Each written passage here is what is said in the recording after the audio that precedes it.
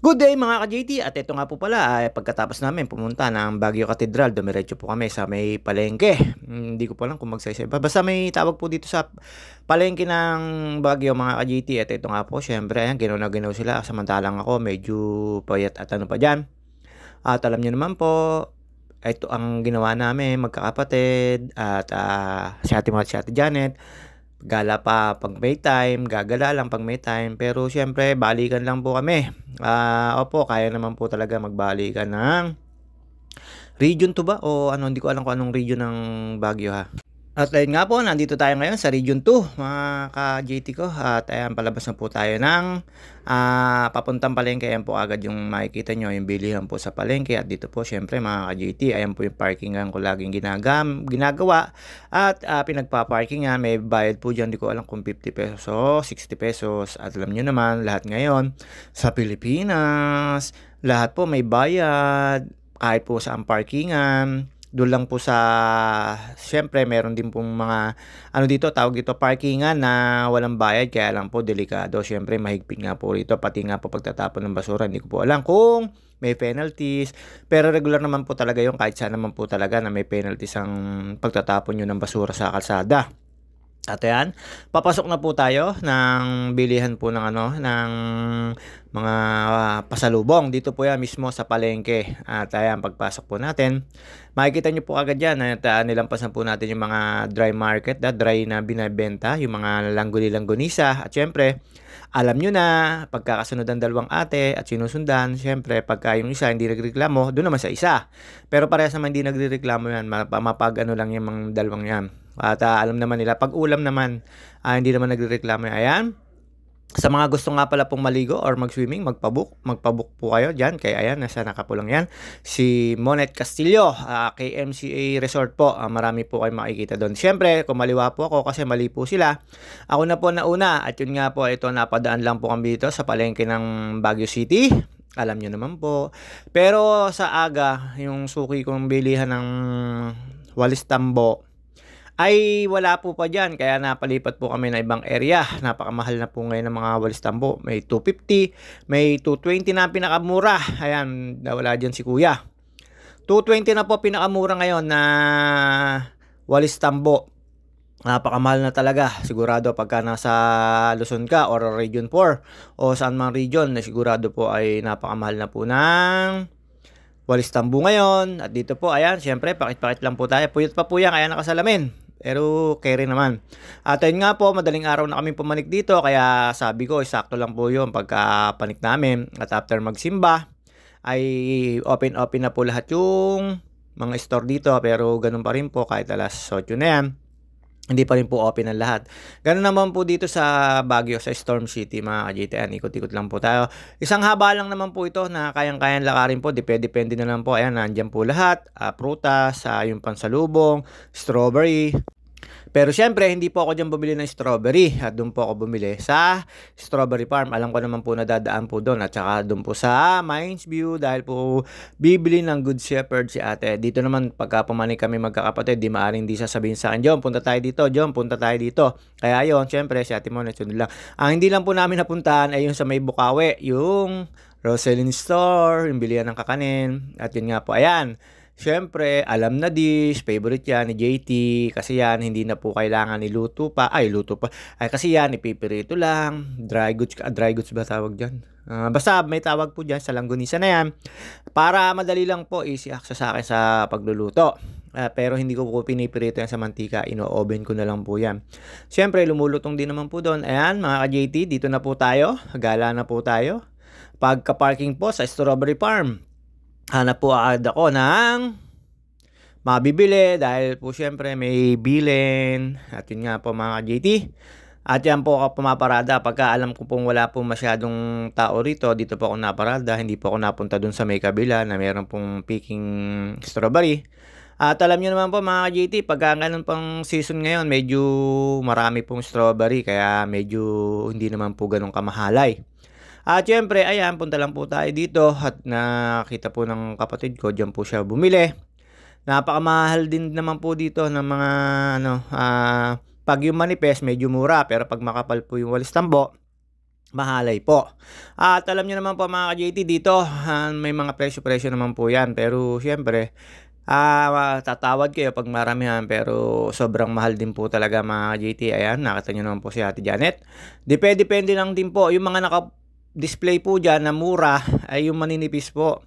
At yung naka-display pong mamahalin, yun po yung hindi parang bigote pag nagtagal, yung naglalagas. Kaya po syempre makapal ang binibili ni ate yung medyo mahalay. At ayan mga ka-JT, lalo po ako pag inuutusan niya mga yan. Laging makapal na walis tambo at yung hindi manipes na murahin lang. At yan mga ka-JT, dito lipat po tayo dito po kami nagtagal.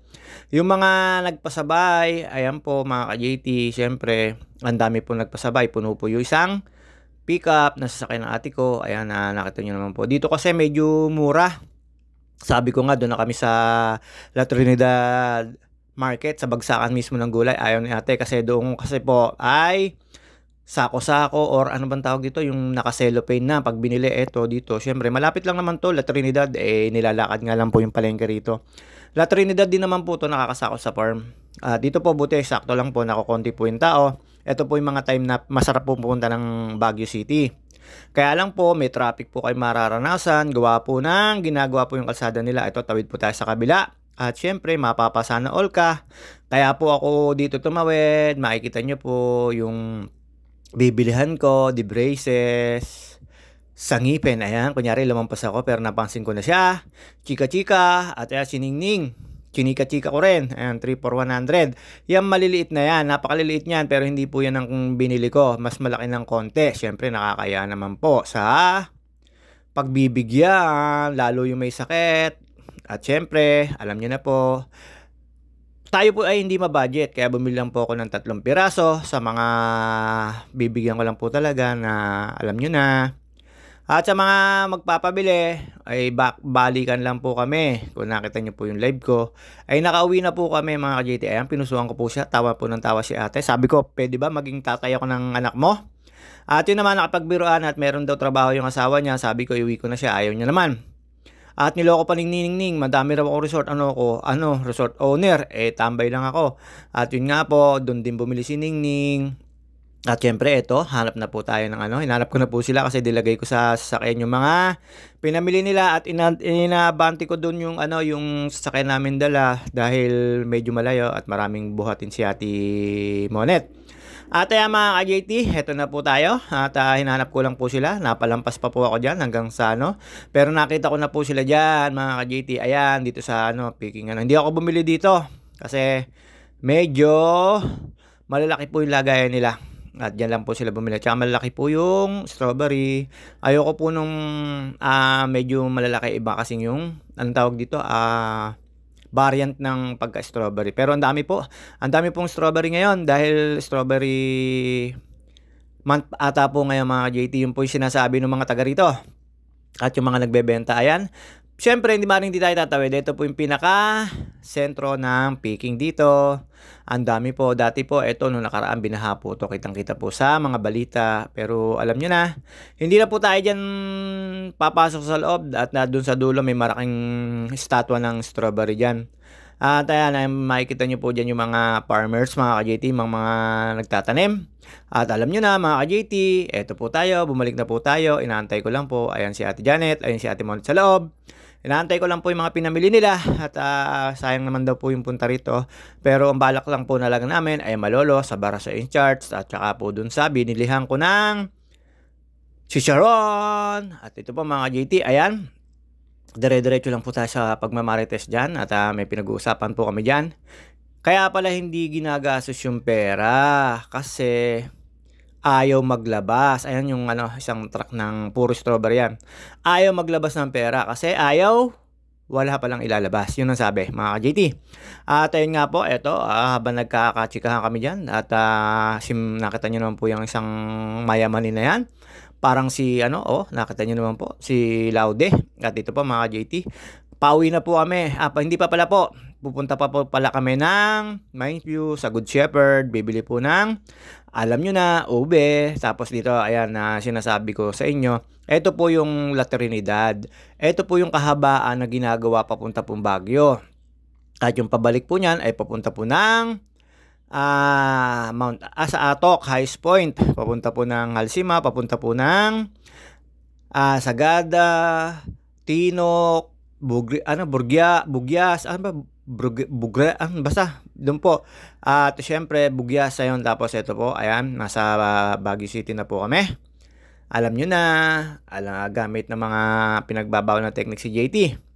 Buti na lang yung mga markings nandito pa. Alam nyo naman po tayo mga JT, pagkadating po dito sa Storm City, ay dito sa Benguet, medyo may kaanuhan tayo. Ikot-ikot lang po tayo, daan po tayo sa likod ng mga Burnham Park, at daan po tayo dito sa mga pinag-walkingan ko. Alam nyo naman po mga JT, iwas po tayo sa traffic, pero pagka po holidays and weekends, naku po, napakarami pong katauhan dito. Kasi po napakasarap naman po kasi magbakasyon dito, napakalamig po talaga. Pero pagka ganyan po santing ang init, medyo mainit din po yung katanghalian na yan mga JT. At ayan po, ito, pag-ikot po rito, may parkingan po dyan, hindi po ngayon puno, at pwede po kayong pumarking ng pumarking. Kanan lang po tayo at dadaan pa tayo dyan sa Baguio Museum. At paikot na po tayo dito. Ito naman po kasi ng Storm City ay paikot lang po to, puro one way. Depende na lang po sa dadaanan. Kaya kailangan po tandaan nyo, at yun lang din naman po yung pagpupuntahan nyo. Mahirap lang po dito pagka po sa palengke kayo, sa likod ng palengke kayo napaliko. Medyo hindi ko po alam yon, medyo naliligaw po tayo doon, pero saglit lang din naman po. Paikot lang naman din po ito mga ka-JT. Kaya lang po, syempre, puro one way, malilito po kayo. Kahit yung taga rito po, pagka naman hindi po gala, sigurado po ko maliligaw din po. At ayan, kanan lang po tayo dyan sa may Shumert na yan. Tapos dire-diretso lang po ito pababa. Sundan nyo lang po yung kalsada na yan, lalo yung jeep na yan. Pero syempre maghihiwalay kayo, papunta pong bayan yan. Ako naman po ay papunta ng Camp John Hale, Mines View, Marcos Mansion, at saka doon po sa right part. Magkakatabi po kasi ang right part, Marcos Mansion, tapos Mines View ang susunod po. Katabi po ng Mines View ay Good Shepherd. Ayan, kanan lang po tayo kasi yung pakaliwa papunta po ng bayan yon. At dito po mga JT, kanan lang po ulit tayo. At makikita nyo po dito yung pinaggaganapan ng Pinagbenga Festival, yung pinaka-circle. Kakaliwa po kayo, papunta naman pong Camp John Hale. At syempre, hindi po kayo pwedeng kumanan, pababa naman po ng Cannon Road yon. At dumiretso naman po kayo, hindi ko po alam yung kung anong lugar yon. Basta dito sa circle, ayan yung circle na yan mga JT, yung sinasabi ko, yung kinananan ng nauunahan, papunta po ng Cannon Road yan. Ayan yung diretso po yan, hindi ko po alam. Syempre, ikot lang po ko tayo dito.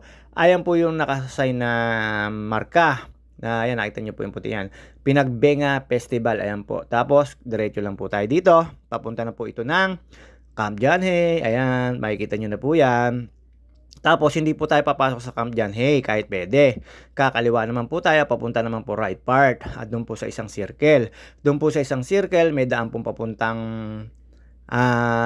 sa may palengke rin po, at papunta rin po ng, tawag dito, ay yung mga botanical garden. At ito po syempre, ayan, daan po tayo dito. Nalampasan po na natin na right part. Nalampasan po na rin natin ang Marcos Mansion na open na sa people. Hanggang doon nga lang po kasi sa loob, pero hindi kayo pwede pumunta sa mismong palasyo. At ayan mga ka-JT, nalalapit na po tayo dito sa may Mines View. Lalampas lang po tayo dyan. At pagkalampas po natin, diretso na po tayo dito sa Good Shepherd. Ayan, pagkalampas po natin, kanan lang po tayo. Ayan po yung pinaka-gate ng Good Shepherd. Pagdating po dito sa Good Shepherd, ako po ay, syempre, mga ka-JT, nag-video lang. Tapos pumunta po ako sa view deck nila. At yun nga po, napakaganda at napakalamig po rito. Kahit po tanghaling tapat, tanghaling tapat. Napakasarap po magbakasyon dito kung meron kayong ERAP, mga ka-JT, pambayad, pang-arkila ng mga transient, or meron din po dito na yung pinaka mura, yung 300 to 500 bawat isang tao. Pwede naman po kayo maghanap ng ganon, para siyang tawag dito yung sa school, dormitoryo. At pwede naman kayo magluto sa mga transient. At ayan, kasama ko po si Ate Monet. Hindi na po bumaba si Ate Janet dahil medyo pagod, puyat.